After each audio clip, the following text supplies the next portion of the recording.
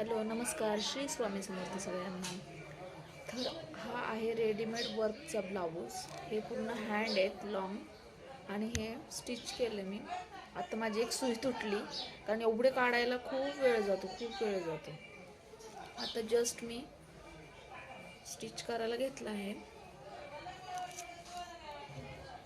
खूप सुंदर आहे, कलर पण खूप सुंदर आहे, वर्क पण खूप छान दिलेली आहे.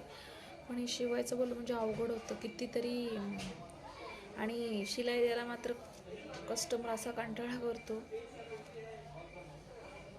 की काय एवढा एक फक्त अस्तर तर लागतं, त्याला धागा तर लागतो, पण त्याच्या मागची मेहनत कोणालाच दिसत नाही.